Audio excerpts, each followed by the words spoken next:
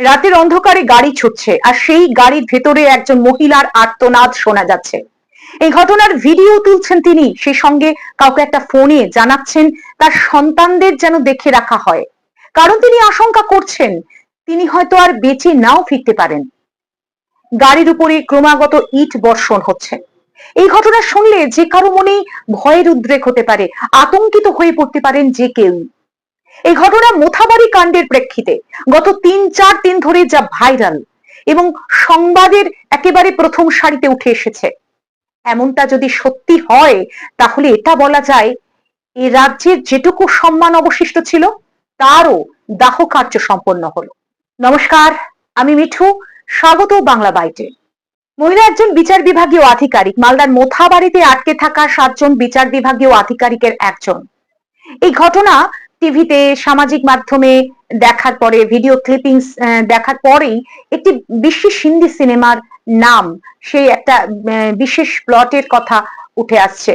সিনেমার নাম রেড, এবং সেই সিনেমায় দেখা গিয়েছে একজন ইনকাম ট্যাক্স আধিকারিক তার পুরো অফিসিয়াল টিম নিয়ে যখন শাসক ঘনিষ্ঠ একজন ক্ষমতাবান মানুষের কাছে বাড়িতে তল্লাশিতে যান, সেই সময় জনগণের রোষের মুখে পড়েন, যে জনগণ কিনা সেই ক্ষমতাবান মানুষের উচ্ছিষ্টতে বেঁচে থাকে এবং তার ইশারায় সমস্ত কার্য সাধন করে, এবং সেই জনরোষের সামনে পড়ে প্রায় মার্ডার হয়ে যাচ্ছিলেন। একই রকম দৃশ্যায়ন, একই রকম ভয় উঠে এসেছে এই মহিলার আর্তনাদে, সেই ভিডিওতে উঠে এসেছে অনেকটাই। মোথাবাড়ি কাণ্ডের পর এটা পরিষ্কার যে রাজনৈতিক উদ্দেশ্য সাধনের জন্য এ রাজ্যে এখন সবকিছুই সম্ভব। মুখ্যমন্ত্রী বলছেন তার হাতে কিছু নেই, সবটা দেখছে নির্বাচন কমিশন। 14-15 ঘন্টা জাতীয় সড়ক অবরুদ্ধ রইল, পুলিশ দাঁড়িয়ে দেখলো।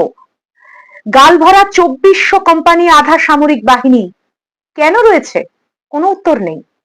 পুলিশ মন্ত্রী, স্বরাষ্ট্রমন্ত্রী নিশ্চুপ। সুপ্রিম কোর্ট নির্ধারিত বিচার বিভাগীয় আধিকারিক, যাদের মধ্যে মহিলাও রয়েছেন, টানা 7 ঘন্টা বিডিও অফিসে আটক রইলেন। প্রশাসন নির্বিকার, মুখ্যমন্ত্রী বক্তৃতা দিয়ে বেড়াচ্ছেন। এই ঘটনা যে পরিকল্পিত তা সাধারণ মানুষ বলার আগেই সুপ্রিম কোর্টের প্রধান বিচারপতির বক্তব্য থেকেই পরিষ্কার। এটা সত্যি বিশ্বাস করা যায় যে সাধারণ মানুষ আইন অমান্য করে বিডিও অফিস, থানা ঘেরাও করলেন শুধুমাত্র ভোটার লিস্টের নাম কাটা গেছে বলে, কোনো রাজনৈতিক উদ্দেশ্য ছাড়া? এটাও সামনে এসেছে শাসক দলের স্থানীয় এমএলএ ওই সময় ওখানে ছিলেন যখন কিনা জাতীয় সড়কে সাধারণ মানুষের জমায়েত হচ্ছিল অবরোধের জন্য, এবং নেত্রী চলে যেতেই জনগণ ক্ষিপ্ত হয়ে ওঠে। তারপরে মাঠে নামেন সামাজিক মাধ্যমে যাকে সবাই চেনে এবং একজন আইনজীবী, তিনি মাঠে নামলেন এবং গাড়ির ছাদে উঠে কিভাবে মানুষজনকে খেপাচ্ছেন, উস্কানিমূলক মন্তব্য করে মানুষকে খেপিয়ে তুলছেন, সেই ভিডিও ইতিমধ্যে ভাইরাল। আর পুলিশ প্রশাসন কিচ্ছু করার নেই, কারণ উপর থেকে অর্ডার না এলে তারা তো কিচ্ছু করতে পারবেন না। ধর্ণা মঞ্চ থেকে কিছুদিন আগে মাননীয়া বলেছিলেন একটি বিশেষ সম্প্রদায়ের মানুষ কেঁপে গেলে কি হতে পারে। এটা কি তারই একটা ট্রেলার ছিল? কি জানি। সেটা তো ঘটনা তদন্ত সাপেক্ষ এবং তদন্ত ইতিমধ্যেই শুরু হয়ে গিয়েছে, কিন্তু এটা পরিষ্কার যে প্রকাশ্যে একটি বিশেষ সম্প্রদায়ের মানুষকে অসৎ উদ্দেশ্যের জন্য এইভাবে ব্যবহার করাটা কি সঠিক? এবং তারাই বা কেন দিচ্ছেন নিজেদেরকে ব্যবহার করতে? নাম বাদ গেছে, 77 লক্ষ ছাড়িয়ে গেছে, সংখ্যাটা 90 লাখও পৌঁছতে পারে বলে ভাবা হচ্ছে। তাতে তো হিন্দু মুসলিম সব সম্প্রদায়ের মানুষেরই নাম রয়েছে। মালদার মোথাবাড়ির এই ঘটনায় যাদের নাম উঠে আসছে, মানে যাদের পরিচিত করা হয়েছে, তাদের অধিকাংশই মুসলিম সম্প্রদায়ভুক্ত, এবং যে বিশেষ মানুষের উস্কানিমূলক বক্তব্যের জন্য যাকে গ্রেপ্তারও করা হয়েছে, ভাইরাল হয়েছে সে ভিডিও, তিনিও একটি বিশেষ সম্প্রদায়ভুক্ত এবং সূত্র অনুযায়ী তিনি শাসক ঘনিষ্ঠ। এবার ক্রোনোলজিটা পরিষ্কার হচ্ছে তো।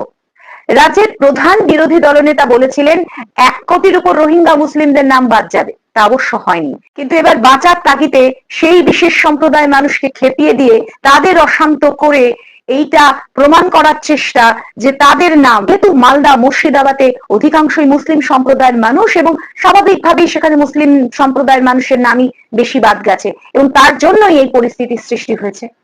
শাসক দলের উদ্দেশ্য সাধন হলো, এটা পরিষ্কার হয়ে গেল। মানুষজন খেপে গিয়ে তাদের নাম বাদ গেছে বলেই এরকম আচরণ করেছেন, এরকম বিক্ষোভ প্রদর্শন করেছেন। যতই অন্যায্য হোক, নাম বাদ গেছে তাই করেছেন।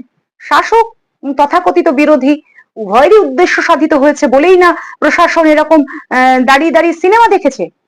৩৫ জনকে লোক দেখানো অ্যারেস্ট করা হয়েছে, 18টা কেস দেওয়া হয়েছে, কিন্তু কথা হলো এত কিছু হতে দেয়া হলো কেন? প্রশাসন নির্বিকার ছিল কেন? এর উত্তর তো পাওয়া যাবে না। সুপ্রিম কোর্টের নির্বাচিত প্রতিনিধি দলই যদি সুরক্ষিত নয়, তাহলে জনগণের সুরক্ষার জন্য জনগণের পয়সায় এইসব পুলিশ প্রশাসন পোষবার কি প্রয়োজন আছে? কি মূল্য রয়েছে? যাদের কার্যকলাপ প্রতিনিয়ত প্রশ্নের মুখে, যাদের বিশ্বাসযোগ্যতা সাধারণের কাছে কানাকড়িও নেই। গণতন্ত্রে প্রতিবাদ, বিক্ষোভ, আন্দোলন এগুলো খুব স্বাভাবিক ব্যাপার, এবং সমস্ত সিদ্ধান্তই যে সবাইকে খুশি করবে, আবার একই সঙ্গে সব সিদ্ধান্তই যে ত্রুটিবিহীন হবে এমনটাও না হতে পারে। এই যে এসআইআর নিয়ে এত হইচই, নির্বাচন কমিশনের এত অস্থির পদক্ষেপ, এত অস্বচ্ছতা উঠে এসছে, সময় সময় ভুল ভ্রান্তি, কর্মচারীদের পক্ষপাত দুষ্ট আচরণ যা কিনা মানুষজনকে বিভ্রান্ত করেছে, তো দায়ী নির্বাচন কমিশন, কেন্দ্র রাজ্যের শাসক দল এবং কিছু সংখ্যক কর্মচারী। কিন্তু এটাও ঠিক যে অনেক মানুষ দক্ষতার সঙ্গে কাজ করেছেন বলেই প্রায় 90% কাজ সম্পন্ন হয়েছে, এটাও একই রকম ভাবে সত্যি। এবং এত কিছুর মধ্যে যেটা খুবই ভাবাচ্ছে, যে একটি নোংরা উদ্দেশ্য সাধনের জন্য কিছু মানুষকে, জনগণকে ধর্মের নামে, জাতির নামে এইভাবে খেপিয়ে তোলা সত্যি মেনে নেওয়া যায় না। শাসক এবং প্রধান বিরোধী দল মোথাবাড়ির ঘটনায় একে অন্যের দিকে আঙুল তুলছে। তাই যদি হয়, তাহলে দুপক্ষের শীর্ষ নেতৃত্বকেই তদন্তের আওতায় আনা হোক। এদিকে নির্বাচন কমিশন তো হাল ছেড়ে দিয়েছে। রাজ্যের প্রধান নির্বাচন আধিকারিক বলেছেন যে আন্ডার অ্যাডজুডিকেশনে বাদ যাওয়া নাম এখন সুপ্রিম কোর্টের আন্ডারে। ওনারা ভুল করেই খালাস এবং সুপ্রিম কোর্টকে ঢাল করে বাঁচতে চাইছেন। আসলে এক এমন সংস্থা যার না আছে ঢাল, না আছে তলোয়ার, নামেই সাংবিধানিক সংস্থা, কিন্তু সব মিলিয়ে বিপদে পড়ে সাধারণ মানুষই। তাদেরকেই খেপানো হয়, তাদেরকেই জেলে ঢোকানো হয়, তারাই সব প্রতিকূল পরিস্থিতির মধ্য দিয়ে যায়, আর সেই সবের ফায়দা তোলে রাজনৈতিক নেতা নেত্রীরা। ধর্মের নামে রাজনীতি বলা ভালো, নোংরা রাজনীতির শিকার এই সাধারণ মানুষ।